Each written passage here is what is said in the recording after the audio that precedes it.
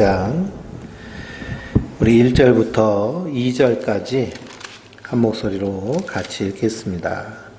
내가 갱그리아 교회 일꾼으로 있는 우리 자매 베베를 너희에게 추천하노니 너희는 주 안에서 성도들의 합당한 예절로 그를 영접하고 무엇이든지 그에게 소용되는 바를 도와줄지니 이는 그가 여러 사람과 나의 보호자가 되었음이라. 아멘. 할렐루야. 하나님께서 신은혜와 평강이 성도님들 위에 늘 충만하시기를 주님의 이름으로 축원드립니다. 오늘 로마서 16장 로마서를 마지막으로 마치는 시간입니다. 그래서 로마서의 가장 핵심은 이신칭의 믿음으로 말미암아 의롭다함을 받는 것입니다. 그래서 믿음으로 말미암아 우리가 구원을 받은 것인데요. 우리가 믿는 믿음은 예수 그리스도가 우리의 허물과 죄를 대신 지시고 십자가에 달려 죽으셔서 우리의 죄를 다 대속하신 것에 대한 믿음입니다. 이 믿음이 우리가 혼돈이 와서는 안 됩니다. 그래서 믿음의 신학 그리고 번영 신학 이런 데서는요, 믿으면 됩니다. 믿으면 됩니다. 겨자씨만한 믿음만 있더라도 이 산을 들어서 저 산으로 던질 수 있는 이 믿음 믿으면 됩니다 하는 이 믿음에 뭐가 담겨져 있어요? 성공, 번영, 이 땅에서 잘 되는 것, 자녀들 잘 되는 것, 다 그런 것에만 집중되어 있습니다. 이게 번영신학이라고 그러거든요. 근데 성경은 이 땅에서의 번영을 얘기하나요? 아니죠. 저 하나님 나라에서의 소망을 이야기합니다. 그래서 이 땅에서 우리가 번영할 수도 있고요. 그리고 번영하지 못할 수도 있습니다. 근데 그런 것들이 성도에게는 문제가 될까요? 문제가 되지 않을까요? 문제가 되지 않아요. 왜 그러느냐?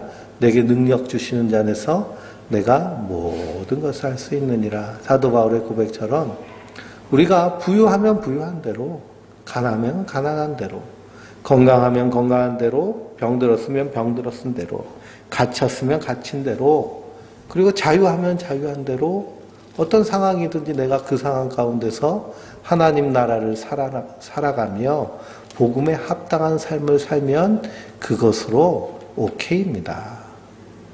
근데 세상은 자꾸만 뭐라 그래요? 성공해야 된다, 번영해야 된다, 남들보다 더 높아져야 된다. 그래가지고서는 평생을 수고하고 노력하고 사는데 그렇게 살다가 결국에는 어떤 고백을 하게 되나요? 솔로몬처럼 헛되고 헛되다. 모든 것이 헛되다.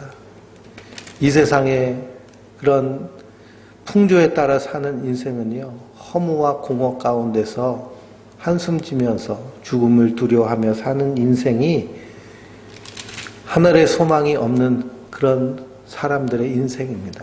그래서 그런 인생은요, 이 땅에서 미리 지옥을 맛보며 사는 인생이에요. 그러니 그리스도인들은 이 땅에서 세상의 가치를 가지고 사는 것이 아니라 하나님의 말씀에 따라 사는 자들인 줄 믿습니다. 그래서 우리가 무엇을 행함으로 구원에 이르는 것이 아니고요. 하나님의 은혜, 예수 그리스도의 십자가를 믿는 믿음으로 우리가 하나님 앞에 의롭다함을 받았습니다. 그러니 그 의롭다함을 받은 그리스도의 은혜 안에 있는 자들은 이 땅에서 무엇을 누리며 살아야 돼요? 하나님의 그 은혜와 사랑을 누리면서 살아야 돼요. 누리면서. 그래서 우리가 이 세상에서 그 누구보다도 자유한 자이고, 그 누구보다도 기쁜 자이고, 그 누구보다도 평안한 자인 줄 믿습니다. 왜 그러냐? 하나님의 사랑에서 우리를 끊을 자가 아무도 없기 때문에. 그래서 예수님이 우리를 꽉 붙잡고 계시잖아요. 그래서 잃어버린 양의 비유를 하시면서 예수님이 잃어버린 양 한 마리를 잡으면 그 양을 어떻게 해요? 어깨에다 탁 맵니다. 그리고서는 노래하면서 집으로 돌아와서 친구들이랑 이렇게 간소한 파티를 여는 거예요. 그런데 이사야 선지자는 예수님이 그 메시아가 그 하나님 나라의 정사를 어디에 맸다고 그랬어요? 어깨에 맸다고 그랬어요. 어깨에 맨다. 그러니 우리로 하나님 나라를 삼으셔서 그래서 주의 처소를 삼으신 것. 그래서 성도가 다 하나님 나라 교회입니다. 건물이 교회가 아니라 우리가 다 연합한 것이 하나님 나라 교회. 어깨에 탁 붙잡고 계시는 거예요. 한 마리 양도 주님은 잃어버리지 않으십니다. 그래서 우리가 그 믿음 위에 견고히 서서 이 땅 가운데서 사도 바울과 같이, 사도 바울과 동역한 성도들과 같이 복음을 위해 사는 자들이 바로 성도들인 줄 믿습니다. 그래서 로마서 16장에는요, 사도 바울이 로마에 있는 성도들에게 자기와 함께 동역하고 수고하는 26명의 그런 동역자들을 소개하고 있습니다. 제일 먼저 나온 사람이요, 1절과 2절에 나와 있는 베베 집사님이에요. 베베 집사님. 이름이 베베, 그래서 베베 꼬였다고 생각하면 안 되고요. 베베 집사님은 갱그리아, 그래서 지금의 고린도 동쪽에 있는 도시 교회가 갱그리아 교회입니다. 그래서 지금의 터키 땅인데요. 거기서 이 베베 집사님이 로마에 있는 교회에 방문하게 됩니다. 방문하는 이유는 뭘까요? 사도 바울이 쓴 이 로마서 편지를 가지고 로마 교회를 방문하는 거예요. 그래서 사도 바울을 추천하고, 그리고 너희는 주 안에서 합당한 예절로 그를 영접하고, 그리고 무엇이든지 그에게 소용하는 바를 도와줘라. 그러니까 그가 우리의 여러 사람의 보호자일 뿐만 아니라 이제 이 소식을 가지고 가는 일꾼이기 때문에 그래요. 근데 베베 집사님은 남자일까요? 여자일까요? 여자예요. 여성입니다. 요즘 아프가니스탄에 미군이 철수를 했습니다. 9.11 테러 때 이 탈레반 정권이 오사마 빈 라덴과 그 테러하는 무장 세력, 이슬람 무장 세력을 지원한 혐의 때문에, 그래서 부시 대통령이 이 아프가니스탄을 쳐들어갔어요. 그래서 탈레반을 다 소탕하고 빈 라덴을 잡고, 그런데요, 거기 그 아프가니스탄이라는 나라가요, 파미르 고원이라는 히말라야 고원 위에 있는 도시, 그 나라예요. 그렇기 때문에 우리 강원도, 우리 치악산은 산도 아닙니다, 거기서는. 엄청난 산들이 있고, 거기에 숨어 있으면 찾을 수가 없어요. 근데 거기서 20년 동안 이제 탈레반하고 전쟁하면서 거기서 통치를 했는데요.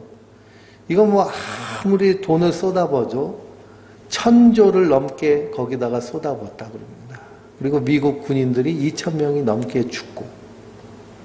그런데도 이게 뭐 전쟁이 끝날 기미도 안 보이고, 그리고 이제 이슬람 사람들에게 이제 민주화를 시켰는데, 그럼 그 사람들이 자기 민주화를 지키기 위해서, 그리고 자기의 그런 나라를 지키기 위해서 싸워야 되는데 싸울 생각을 안 하는 거예요. 미군이 다 싸워주기만을 바라는 겁니다. 그래서 탈레반하고 내전이 계속되는데 미군이 가서 싸우지 이 사람 안 싸우는 거예요. 이 아프가니스탄 정부군. 그 대통령도 어떻게 했어요? 한번 싸워보지 않고 도망쳤습니다. 그랬더니 이제는 20년 동안 미군 쪽에서 먹고 살았던 그 아프가니스탄 사람들이 다 처형당하게 생겼어요. 그래서 그냥 도망치는데 그게 얼마나 비극적인지, 비행기에 타야 도망갈 수 있는데 거기는 바다도 없어요. 아프가니스탄은 다 국경 외국에 둘러싸여 있어서 산맥 넘기도 힘들고, 가다가 걸리면 이미 다른 아프가니스탄 주변은 다 탈레반이 점령해 있고 갈 데가 없으니 비행기 타고 가야 되는데, 그래서 이륙하는 비행기에 매달리다가 떨어져 죽은 사람이 몇 명이 되는지 모릅니다.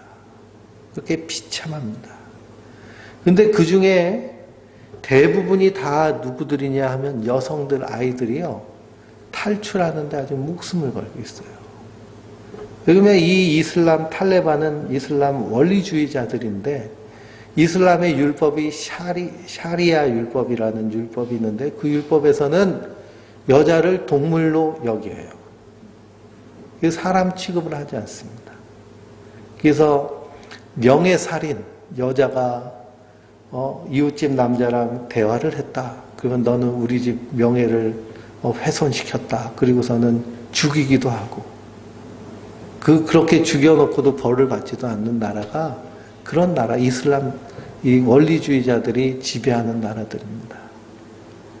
근데 로마 시대가요 꼭 그랬어요. 그래서 유대인들은 여성들에게 선거권도 주지 않고 회당에는 누구만 모일까요? 남자들만 모여요. 여자들이 어디 회당에 들어와요. 그리고 성전 안에도 들어오지 못하고 그래서 여인의 뜰이 따로 있어서 거기서만 기도할 수 있었지 안에 들어오지도 못합니다. 그리고 어떤 재판을 할 때에도 증인이 있잖아요. 근데 여자는 증인으로 세우지 않았습니다. 여자의 말은 믿을 수 없다. 그래가지고 살짝 열받으시죠? 로마 시대. 그래서 유대인들이요, 남자 유대인들이 기도할 때 여자로 태어나지 않아서 감사합니다. 이렇게 기도할 정도로 아주 그 로마 시대 이 여성의 인권이란 것은 그냥 도구로서만 사용되는 모습입니다. 그런데 하나님은요, 예수님이 부활하실 때 가장 첫 증인으로 누구를 삼으셨어요? 마리아가 부활의 가장 첫 증인이잖아요. 여인들에게 먼저 보이셨습니다. 뿐만 아니라 사도 바울은 이 로마서 편지를 얼마나 기도하면서 소중하게 썼겠어요. 이걸 누구에게 맡겼어요? 베베 집사님한테, 여자 집사님 베베 집사님한테 맡겨서 이것을 로마 교회에 전달을 합니다. 그래서 로마 사회는 그 고대 사회는 남성 중심 그런 사회인데요. 교회는 완전히 어떤 사회예요? 남녀 평등이 이루어진 사회. 그리고 쭉 읽어보면요. 이름 가운데 종의 이름이 있습니다. 그러니 주종 관계도 의미 없는 그리스도 안에서 다 뭘까요? 그리스도 안에서 한 가족이에요. 자기의 죄를 깨닫고 회심하고 예수 믿은 사람들, 그 사람들은 그리스도 안에서 다 한 가족이 된 줄 믿습니다. 그것이 사도 바울이 로마에 편지를 쓰면서 인사를 시키는 26명의 모습들 가운데 발견할 수 있는 가장 큰 특징 중에 하나입니다. 3절에서 5절은 누가 나오느냐 읽어볼까요? 너희는 그리스도 예수 안에서 동역자인 브리스가와 아굴라에게 문안하라. 그들은 내 목숨을 위하여 자기들의 목까지 내어왔나니 나뿐만 아니라 이방인의 모든 교회도 그들에게 감사하느니라. 또 저희 집에 있는 교회에도 문안하라. 내가 사랑하는 에베네도에도 문안하라. 그는 아시아에서 그리스도께 처음 맺은 열매니라 그랬습니다. 여기 또 누가 나올까요? 브리스가와 아굴라가 나옵니다. 브리스가와 아굴라. 그럼 누가 남편이고 누가 아내일까요? 아굴라가 남편이고요. 브리스가가 아내입니다. 그런데 성경을 읽어보면은 누가 먼저 나와요? 브리스가가 더 먼저 나와요. 그러니까 누가 더 열심히 있다는 거예요? 아내가 더 열심히 복음을 위해서 헌신했습니다. 그러니까 남편도 어떻게 하는 거예요? 같이 따라가는 거예요. 사도행전을 읽어보면 바나바와 바울이 이름이 나옵니다. 처음에는 누가 먼저 나올까요? 바나바가 먼저 나오고 그 다음에 바울이 나옵니다. 바나바는요, 이 바울이 요바에 있다는 얘기를 듣고 가가지고 데리고 와서 같이 그 안디옥에서 사역을 시작한 사람이 바나바입니다. 그래서 바나바의 별명이 권위자라고 그러거든요. 이렇게 복음을 권유해가지고 함께 사역할 수 있도록 그렇게 돕는 일을 한 사람이 바나바입니다. 그래서 처음에 성경에는 바나바와 바울이라고 돼 있어요. 근데 어느 생각이 있다 보면 어떻게 될까요? 이게 바뀌게 됩니다. 그러니 바나바가 처음 인도해서 함께 복음을 전하기 시작했지만 나중에는 주도권이 이 바울에게로 옮겨가요. 성경은 그런 식으로 이렇게 기록을 합니다. 그래서 우리가 보통은 남편, 그 다음에 아내, 남자, 여자 이렇게 생각하잖아요. 근데 성경은 그 틀을 예? 완전히 깨버린 거예요. 몇 년 전에? 2000년 전에. 그래서 남아 선호, 남성 우선 뭐 그런 문화가요. 교회 안에서는 이게 있어서는 안 됩니다. 그래서 아내가 먼저 소개되고 그 다음에 남편이 소개됩니다. 그래서 사도행전 18장을 읽어볼까요? 사도행전 18장 1절과 3절입니다.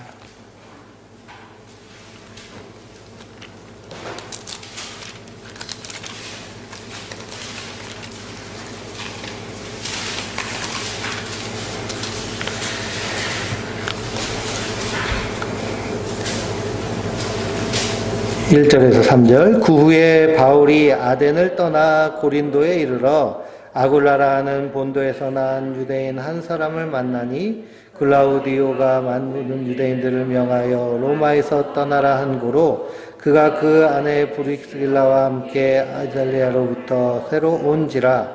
바울이 그들에게 가매 생업이 같음으로 함께 살며 일을 하니 그 해명은 천막을 만드는 것이더라. 아멘.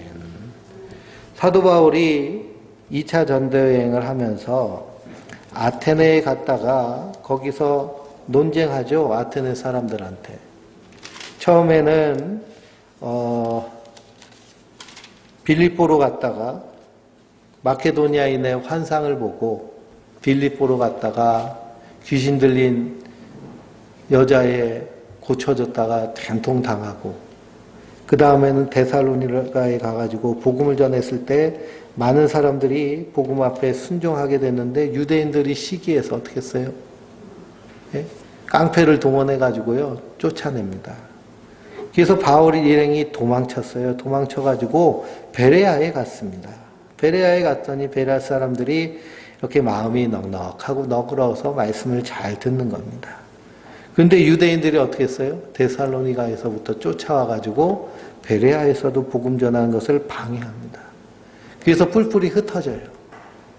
그리고 바울은 혼자 아테네에 가가지고 복음을 전하는데요. 거기서 논쟁을 합니다. 철학적 논쟁을 하는데 근데 논쟁을 해서 끝이 없는 거예요.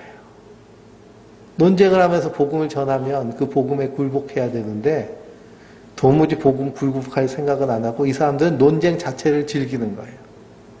그래서 아기가 어느 정도 키우면은 이제 엄마 이거 뭐야, 엄마 이건 뭐야 그러잖아요. 그리고 엄마가 이건 이거야, 이건 이거야 그러다가 하루 종일 엄마 이건 뭐야, 이건 뭐야 그래서 그러면 어떻게 될까요? 예, 지치죠. 지칩니다. 사도 바울이요 여기서 지쳤어요. 이건 내가 유창한 철학적인 논쟁해가지고 복음이 전해지는 것이 아니구나. 그래서 고린도전서 읽어보면 사도 바울이 뭐만 전하기로 작정을 했다 그래요? 예? 복음만 전하고 전도에 미련한 것으로 하기로 했습니다. 복음만 전했더니요, 그 복음 듣고 돌아오는 사람이 있더라는 거예요. 근데 저 사람을 내가 논리적으로 굴복시켜야지 하고 논리정연하게 우리가 왜 죄인인 것과 하나님이 주인인데 그 얘기를 다 논리정연하게 철학적으로 논쟁했는데 이게 되질 않는 겁니다.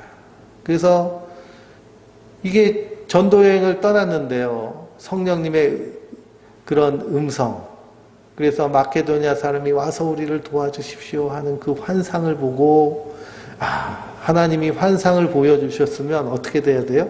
우리 생각에는 뻥뻥 뚫려야 되잖아요. 뻥뻥. 잘 돼야 되는데. 근데 가는 곳마다 핍박과 박해가 있는 겁니다. 근데 보면 꿈꾸고서는 잘 된 사람이요 별로 없어요. 요셉도 꿈꿔서 총리가 됐다고 얘기하지만 사실 총리 되기 전에 과정을 생각하면은 그 꿈대로 되기를 소망할까요? 소망하지 않을까요? 우리라면? 네, 끔찍합니다. 그러니 그 환상을 보고도 그 고생을 하는 거예요. 그래서 이제 고린도로 넘어왔을 때 사도 바울은요, 완전히 낙심 가운데 있는 상태입니다. 낙심하고 있는 상태. 근데 그때 하나님이 누구를 만나게 하시느냐 하면 바로 브리스가와 아굴라 부부를 만나게 하십니다. 생업이 같아요. 텐트 메이커. 천막 만드는 사람. 이때 고린도에서 올림픽이 열렸다고 이렇게 학자들이 얘기합니다. 올림픽에는 이제 텐트가 많이 필요하잖아요. 그래서 사도 바울도 전략적으로 고린도에 가서 올림픽이 열리니까 전 세계 사람들이 모일 거 아니에요. 그 텐트도 만들어서 팔고 거기서 뭐도 전하고 복음도 전하고 하는 이런 생각을 가지고 고린도에 가서 여기서 브리스길라와 아굴라 부부를 만나서 함께 복음의 교제를 합니다. 그래서 이 사도행전 18장 중간쯤 보면은 10절 말씀에 9절 말씀에 밤에 주께서 환상 가운데 바울에게 말씀하시되 두려워하지 말며 침묵하지 말고 말하라. 내가 너와 함께 있으며 어떤 사람도 너를 대적하여 해롭게 할 자가 없을 것이니 이는 이 성중에 내 백성이 많음이니라. 라는 그런 하나님 예수님의 음성을 듣고 위로를 받습니다. 그래서 브리스길라 아굴라 부부는요, 이 사도 바울의 큰 하나님 주신 위로예요. 그래서 우리가 신앙생활 하다 보면은 우리 신앙생활에 이렇게 함께 동역하는 동역자들을 보내주시잖아요. 함께 신앙생활하는 성도를 보내주시는데 하나님이 이렇게 보내주실 때는 하나님의 위로로 보내주시는 모습들이 참 많습니다. 그러니까 우리가 서로에게 무엇을 받아야 될까요? 위로를 받으며 사는 자들이에요. 예레미야 선지자에게 하나님이 백성들을 어떻게 하라고 하세요? 위로하라 라고 그러시잖아요. 이 깨진 세상 가운데서 하나님 나라를 살아가는데요. 혼자 살기 너무 힘듭니다.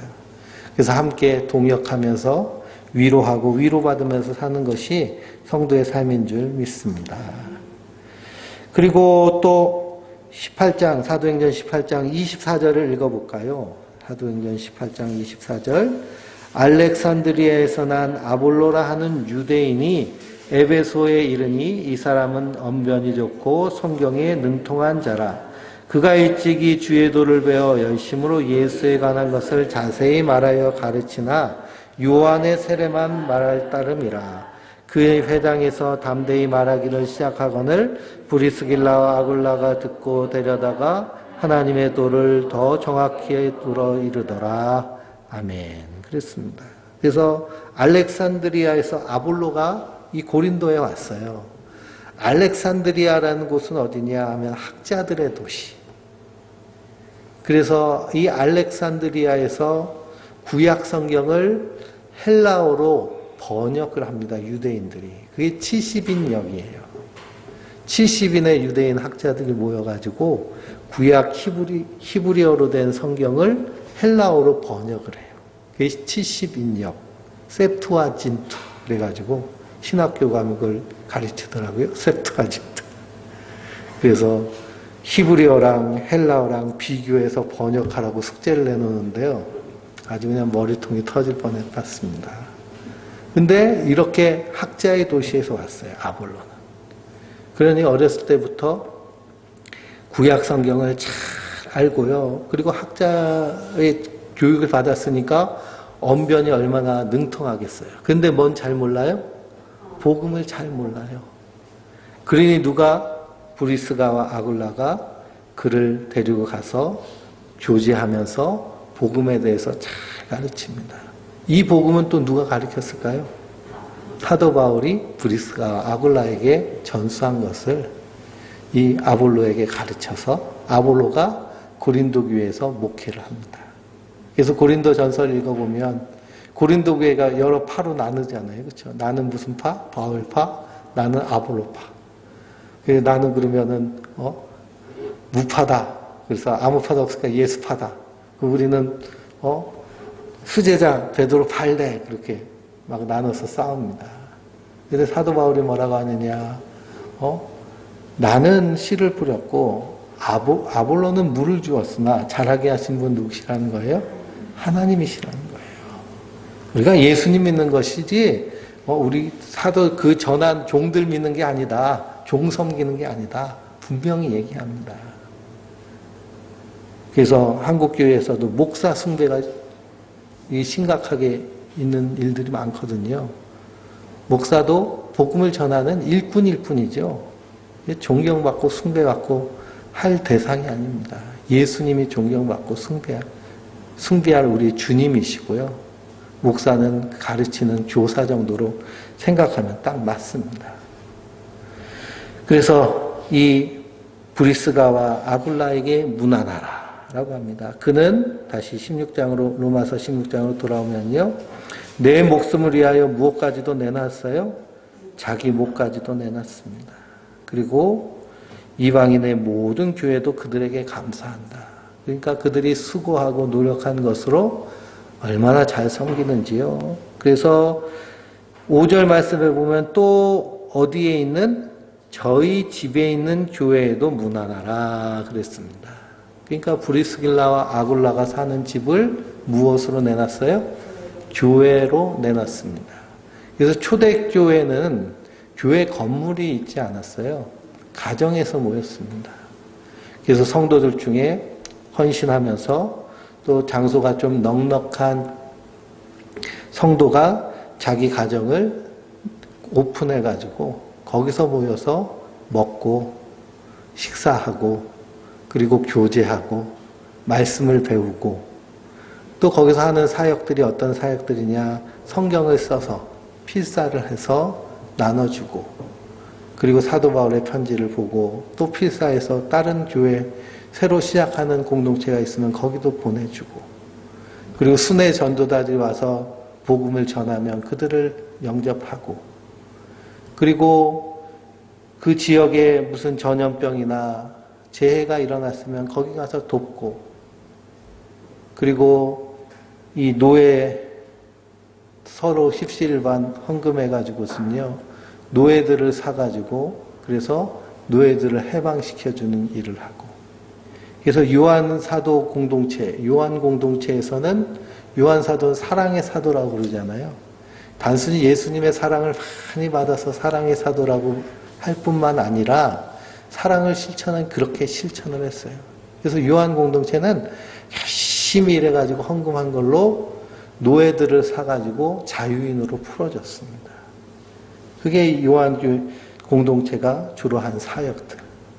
이런 사역들이 다 어디서 일어났느냐 하면 가정에서부터 일어났어요. 한국교회가 건물 짓다가 망한 케이스들이 한둘이 아니죠. 그래서 대형 교회들은 예배 안 드리면 큰일 날 것처럼 이 코로나 바이러스 때도 그렇게 예배를 강조하고 정부 방역 지침을 어겨가면서 그렇게 합니다. 그 이유 중에 하나가 또 뭘까요? 돈이 큰 이유 중에 하나예요. 그래서 그 큰 건물 유지하고 거기에 은행 대출, 이자 다 감당하고 그 많은 직원들 다 월급 주고 하려면은 이게 비용이 많이 소모되거든요. 그러니 이게 악순환이 되는 겁니다. 초대교회는 언제라도 하나님 나라 갈 준비가 되어 있었기 때문에 이 땅에 쌓아둔 것이 하나도 없었어요. 교회의 모습이 사실 그러해야 됩니다. 그래서 이 브리스가와 아굴라가 사도 바울의 큰 힘이 되고 동역자가 되고 위로가 되고 함께 서로 생명도 서로 나눌 수 있는 그런 신앙의 동지가 됐습니다. 그리고 세베네도는 아시아에서 처음 맺은 열매라고 얘기하고요. 그 다음에 6절부터 12절까지 쭉 읽어보겠습니다. 너희를 위하여 많이 수고한 마리아에게 문안하라. 내 친척이여 나와 함께 갇혔던 안드로니고와 유니아에게 문안하라. 그들은 사도들에게 존중이 여겨지고 또 나보다 먼저 그리스도 안에 있는 자라. 또 주 안에서 내 사랑하는 암플리아에게 문안하라. 그리스도 안에서 우리의 동역자인 우르바노와 나의 사랑하는 스타구에게 문안하라. 그리스도 안에서 인정을 받는 아벨레에게 문안하라. 아스도불고의 권속에게 문안하라. 내 친구 헤로디온에게 문안하라. 나기스의 가족 중 주 안에 있는 자들에게 문안하라. 주 안에서 수고한 두르베네와 두르보사에게 문안하라. 주 안에서 많이 수고하고 사랑하는 비씨에게 문안하라. 그랬습니다. 그래서 나의 친척 안드로니고 유니아 함께 감옥에 갈 정도로 사도를 잘 섬기는 그런 친척. 그러니까 사도 바울이 복음을 이방인에게 전하기 위해서 세계로 다녔어도 자기 가족들을 복음 전하는 것은요, 잊지 않고 반드시 했습니다. 그래서 가족들 중에도 이렇게 친척 가운데도 복음 안에 있는, 그들은 먼저 또 그리스도 안에 있는 자들이라고 그러죠. 그리고 아뿔리아에게 문안하라 그랬는데, 이 아뿔리아라는 이름은 종의 이름입니다. 그러니까 노예들한테 이름을 붙여주잖아요. 노예에게 어떤 이름을 붙여줄까요? 좋은 이름 안 붙여주죠. 그렇죠? 그래서 이름을 대충 붙였는데, 이 아뿔리아가 그런 종들의 대표적인 이름이라고 그럽니다. 그리고 보면은 10절 뒷부분에 아리스토불고의 권속에게 문안하라 라고 그랬습니다. 아리스토불고의 권속이라는 것은요, 자기 가족뿐만 아니라 거기 속해 있는 종들까지도 의미합니다. 그러니까 아리스토불고가 복음을 듣고 그리스도인이 되고 나서 어떻게 했느냐 하면 자기 가족들 다 그리스도인이 되게 했을 뿐만 아니라 종들도 다 그리스도인이 돼서, 그래서 주종 관계를 벗어나서 그 가정 자체가 교회의 모습을 선 거예요. 그게 이제 권속의 의미가 그런 의미에 담겨져 있습니다. 또 13절부터 16절까지 읽어보겠습니다. 주 안에서 택하심을 입은 루포와 그의 어머니에게 문안하라. 그의 어머니는 곧 내 어머니니라. 아순그리도와 블레곤과 히메와 바드로아와 허메와 및 그들과 함께 있는 형제들에게 문안하라. 비톨로고와 율리아와 또 네로와 그의 자매와 율루가와 그들과 함께 있는 모든 성도에게 문안하라. 너희가 거룩하게 입맞춤으로 서로 문안하라. 그리스도의 모든 교회가 다 너희에게 문안하느니라. 아멘. 여기에 13절에 주 안에서 택하심을 입은 루포와 그의 어머니에게 문안하라 라고 그랬는데요. 여기서 루포가 어디에 또 나오느냐 하면 마가복음 15장에 나옵니다. 마가복음 15장에 예수님이 고난받으시고 십자가를 지시기 위해서 골고다 언덕을 오를 때, 이게 이 고난당하셔서 채찍질 받으시고 하셔서 이 십자가를 지고 올라가지를 잘 못하는 거예요. 그래서 로마 병정이 무조건 길에 있는 행인 한 사람 붙잡아가지고 십자가를 지게 했습니다. 그 사람이 누굴까요? 구레네 사람 시몬입니다. 근데 마가복음 15장 21절을 읽어보면은 알렉산더와 루포의 아버지 구레네 사람 시몬 이렇게 되어 있습니다. 알렉산더와 루포는 그러니까 이 구레네 사람 시몬의 아들이에요. 이 구레네 사람 시몬은요, 시골에서 올라왔다가 엉겹결에 뭘 졌어요? 십자가를 졌어요. 십자가 나무에 달린 자는 저주받아 죽은 자인데, 그 저주받아 죽은 사람 대신해 가지고 십자가를 지면 어떨까요? 유대인들 생각에는요, 대대로 재수없다 이렇게 생각해요. 대대로 재수없다. 그런데 그리스도 안에서는 대대로 어떻게 됐어요? 하나님의 큰 은혜를 받은 겁니다.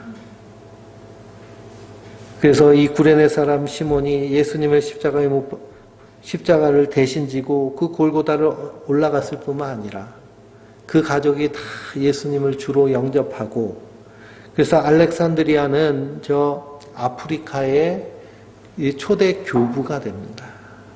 그래서 교회 지도자가 돼요. 루포 역시도 교회의 지도자가 돼서, 그래서 이 세대가 이제 바뀌거든요. 이 세대의 그런 그 교부로서의 역할을 감당합니다. 아주 중요한 신앙인이 되고, 그래서 성경에서는 알렉산더와 루포의 아버지 구레네 사람 시몬이라고 기록한 것은 이유가 있는 거예요. 알렉산더와 루포가 그 신약 성경이 쓰여질 때에 교회에서 아주 큰 역할을 하는 그런 일꾼들이었다는 걸 의미합니다. 특히 마가 공동체와 연결되어서 큰 일을 감당했던 거예요.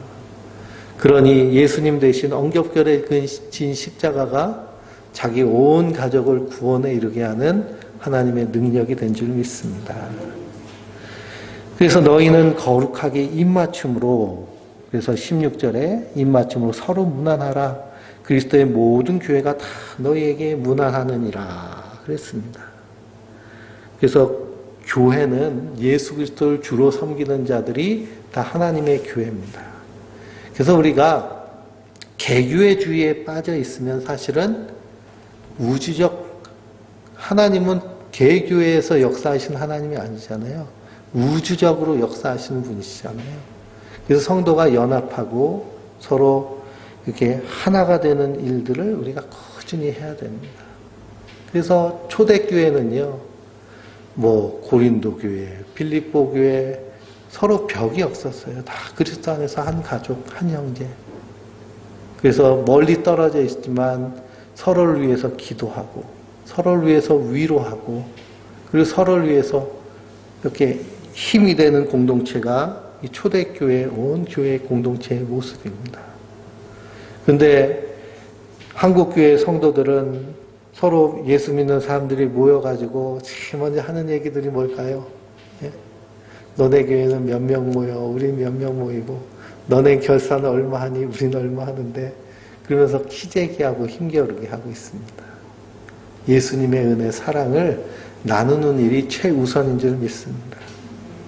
그게 무슨 의미가 있겠어요? 다 하나님 앞에 귀한 영혼, 다 예수님의 한 피마다 한 몸이를 한 형제인데, 한 형제 한 자매면 한 몸이나 다름없는데 서로 그런 것 얘기하면서 네가 크니 높으니 하면서 하는 것들이 바로 그리스도인이 해서는 안 될 그런 일들입니다. 그래서 사도 바울이 뭐라고 하느냐, 17절부터 20절까지 읽어보겠습니다.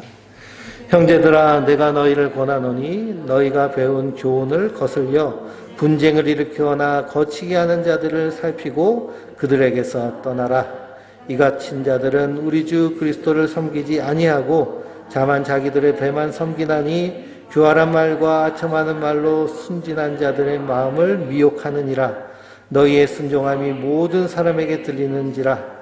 그러므로 내가 너희로 말미암아 기뻐하노니 너희가 선한데 지혜롭고 악한데 미련하기를 원하노라. 평강의 하나님께서 속히 사단을 너희 발 아래서 상하게 하시리라. 우리 주 예수 그리스도의 은혜가 너에게 있을지어다. 아멘. 그래서 사도 바울이 마지막으로 권면합니다. 너희가 배운 교훈을 거슬려 분쟁하는 일을 일으키거나 거치게 하는 자들을 살피고 어떻게 하래요? 떠나라는 거예요. 떠나라는 거. 그래서 사도 바울이 가르친 그 교훈은 뭘까요? 그 교훈이 바로 복음입니다. 복음. 그래서 로마서 6장 17절에서 18절 한번, 로마서 6장 17절에서 18절을 읽어보겠습니다. 하나님께 감사하리로다. 너희가 본래 죄의 종이더니 너희에게 전해준 바 교훈의 본을 마음으로 순종하여 죄로부터 해방되어 의에게 종이 되었느니라. 우리가 다 무슨 종이었어요? 죄의 종이었어요. 심판 아래 있었어요. 그런데 무엇으로 말미암아? 십자가의 은혜로 말미암아 의롭다함을 받은 자들이에요. 그래서 이것은 하나님의 선물로 된 것으로 우리에게 자랑할 것이 있어요? 없어요? 내 행위로 자랑할 게 하나도 없는 거예요. 예수님의 은혜만 찬양하고 감사하며 그 안에서 예수님을 높여드리는 것, 그것이 바로 성도가 교제하는 교제의 가장 핵심적인 내용인 줄 믿습니다. 그래서 빌립보서 3장을 읽어보면요, 사도 바울이 눈물을 흘리면서 얘기해요. 빌립보서 3장 17절에서 21절입니다.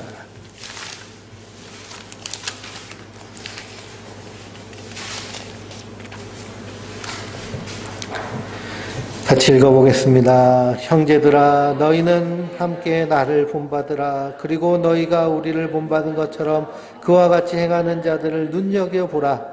내가 여러 번 너희에게 말하였거니와 이제도 눈물을 흘리며 말하노니 여러 사람들이 그리스도의 십자가의 원수로 행하느니라. 그들의 마침은 멸망이요 그들의 신은 배요 그 영광은 그들의 부끄러움에 있고 땅의 일을 생각하는 자라.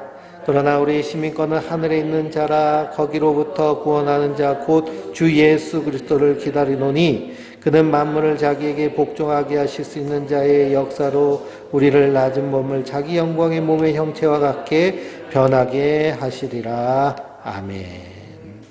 그러니 눈물을 흘리면서 말하는 것은 십자가의 원수로 행하는 자들에게서 어떻게 하라는 거예요? 떠나라는 거예요. 떠나라. 사귀지 말라는 거예요. 사귀지 마라. 십자가의 원수로 행하는 자들, 그런 사람들은 뭐만 섬겨요? 자기 배만 섬깁니다. 배만 섬긴다는 게 뭐예요? 자기 욕심 위해서 산다는 거예요. 목회도 자기 욕심, 자기 야욕, 욕망, 자기의 성공, 의지 그런 걸 가지고 목회하는 목사들이 참 많습니다. 그래서 과도하게 건축하고 교인들 다 빗덩이 위에 올려놓고 하는 그런 모습들이요. 사실 뭐만 생각해서 그래요? 복음하고는 상관없는 일입니다. 자기 배만 생각하는 일이에요. 한국교회가 이렇게 처참하게 지금 퇴보하고 있는 이유 중 하나도 이런 일 때문에 그렇습니다. 그런 데서 우리가 어떻게 해야 돼요? 떠나야 되는 거예요. 떠나야 되는 거예요. 그래서 고린도후서 1장 20절을 보면 사도 바울이 뭐라고 하느냐? 누가 너희를 종으로 삼거나 잡아먹거나 빼앗거나 스스로 높이거나 뺨을 칠지라도 너희는 참 용납을 잘하는구나 이렇게 얘기합니다. 사도 바울이 복음을 전할 때는 얼마나 겸손하게 전하는지요. 겸손하게 전할 때는 별것 아닌 것처럼 생각하는 거예요. 근데 카리스마 있다고 하는 게 뭐예요? 다 종 삼고 잡아먹을 것처럼 그렇게 하고 뺨을 때리고 스스로 높이고 빼앗고 하는데 오히려 그게 더 거기에 순종을 더한다는 겁니다. 거기에 순종을. 사람이란 것이요 참 희한해요. 그래서 약해 보이는 사람은 만만하게 여기고 강해 보이는 강자한테 비굴하게 엎드립니다. 그러니 가난한 사람이요 부자들 편드는 거 많이 보잖아요. 참 신기합니다. 가난한데 자기는 가난한데 부자들 재산 쓰낼 거 걱정하는 분들 보면 참 왜 그럴까 그런 생각이 들어요. 왜 그러냐면 이 약자는 강한 자에게 굴복하려고 하는 그런 습성이 있거든요. 이 약한 자는 만만히 보고 사도 바울은 복음을 전할 때요. 예수님도 마찬가지죠. 예수님이 만약 정말 그 신적인 카리스마를 뿜어내면서 우리가 영화에서 보는 히어로처럼 그렇게 나와서 복음을 전하면 다 굴복했을 겁니다. 그런데 예수님은 어떤 모양으로 오셨다고 그래요? 이사야 선지자가 연한 순같이 사람이 흠모할 것 하나도 없는 모습으로. 사도 바울도 마찬가지예요. 머리는 다 벗겨지고 눈에는 안질이 생겨가지고 진물이 나고 복음 전하면서 얼마나 못 먹고 다치고 그러니 사람에게 볼품이 뭐가 있겠습니까? 그런 사람이 전한 복음 듣고 예수 믿기 시작했는데 이스라엘에서 온 율법주의자들이 와가지고 율법주의자들은 또 옷을 율법적으로 입잖아요. 그래가지고 그냥 술 철철 달려있는 그 랍비 옷을 입고 와가지고 이걸 해야 된다 저걸 해야 된다 얘기하니까 거기에 그냥 홀라당 넘어가는 겁니다. 왜 이렇게 용납을 잘하냐는 거예요. 거기에서 어떻게 하라는 거예요? 떠나가라는 겁니다. 요한사도도 마찬가지입니다. 요한사도도 뭐라고 하느냐? 영들을 다 믿지 말고 그 영들을 어떻게 하라고 그래요? 분별하라고 그래요. 분별하라고. 어떻게 분별해야 될까요? 육체로 오신 그리스도를 부인하는 것은 다 적그리스도입니다. 예수님이 십자가에서 다 이루셨잖아요. 근데 당신 구원받으려면 천국 가려면 이거 해야 돼. 그렇게 해서 천국 가겠어? 더 헌신하고 더 봉사하고 더 수고하고 해야 천국 가지. 이런 가르침이 다 무슨 가르침이에요? 적그리스도의 가르침이에요. 예수님이 다 이루셨는데. 우리가 예배 생활하고 그리고 하나님께 헌금 예물도 드리고 봉사도 하고 하는 것은 하나님 은혜에 감사해서 하는 거죠. 그걸 해가지고 우리가 천국 가는 게 아니잖아요. 그 은혜에 감사해서. 그러니까 우리가 남달리 열심히 신앙생활을 하는 그 이유는 내게 주신 은혜가 더 크기 때문에 열심히 하는 거죠. 천국 가려고 열심히 하는 거랑 내가 주신 은혜에 감사해서 열심히 하는 거랑은 분명히 차이가 납니다. 자기 의를 쌓는 거랑 하나님 은혜에 감사하는 거랑은 차이가 분명히 나요.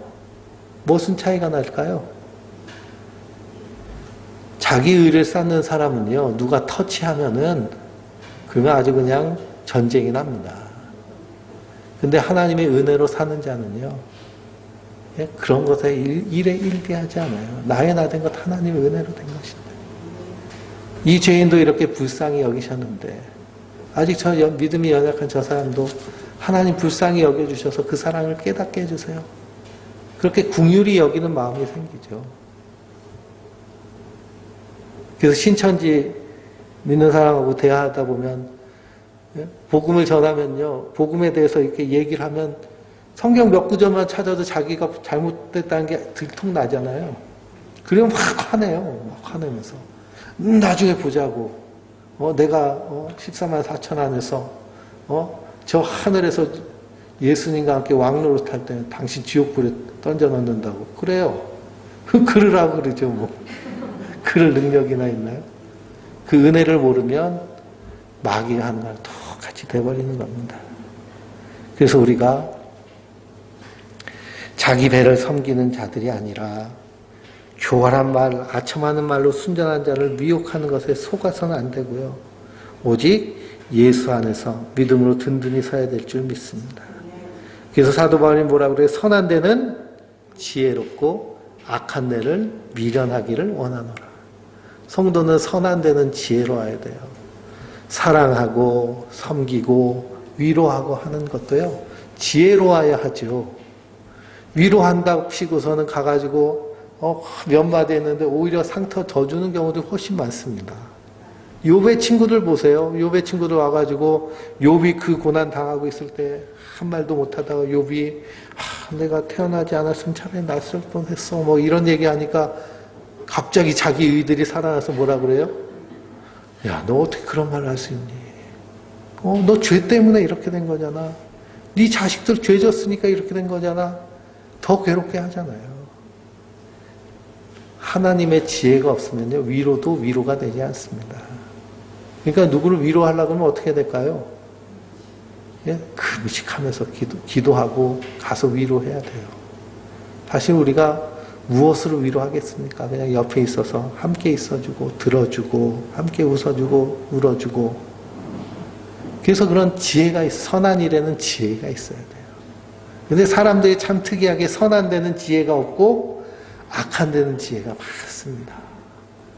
그래서 이 지구상에서 가장 악한 것에 지혜가 많은 사람이 누군지 아세요? 대한민국 사람이요. 아주 탁월하다고. 그러니까 이렇게 잔머리 굴려가지고 그래서 법망을 피해가고 그리고 다 딴 길을 찾아가고 아주 기가 막히다고 그럽니다.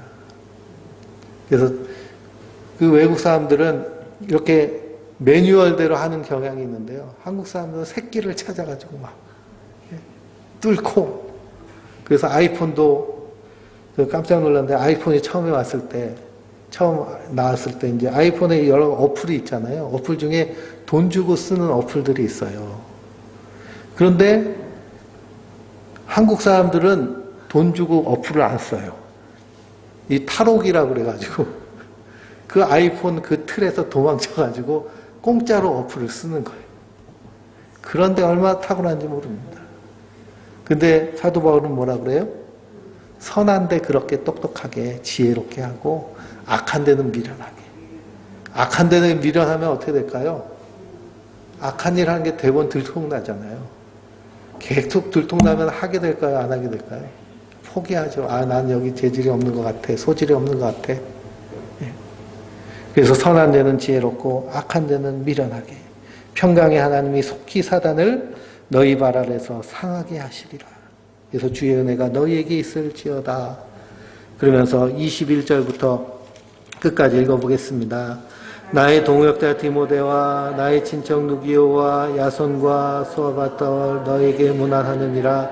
이 편지를 기록하는 나 더디오도 주 안에서 너에게 문안하노라. 나와 온 교회를 돌보아주는 가이오도 너에게 문안하고 이 성의 재무관 에라스도와 형제 구아도도 너에게 문안하느니라.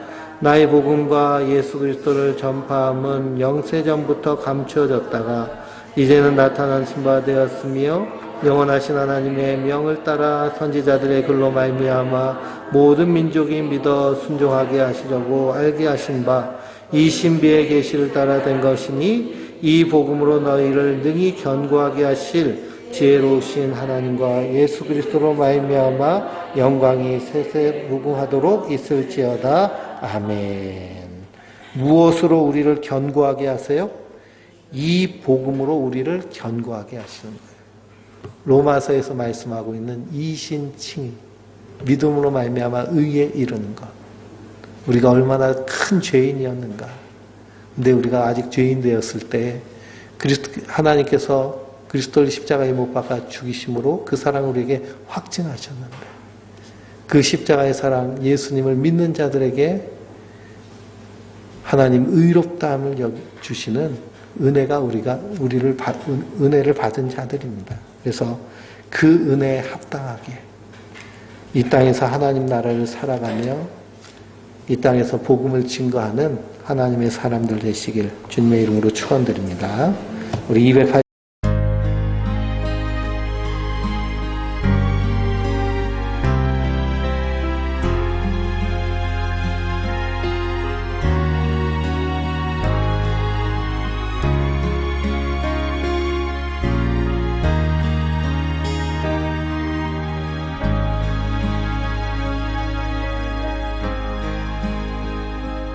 어둠 속 헤매이던 내 영혼 갈 길 몰라 방황할 때에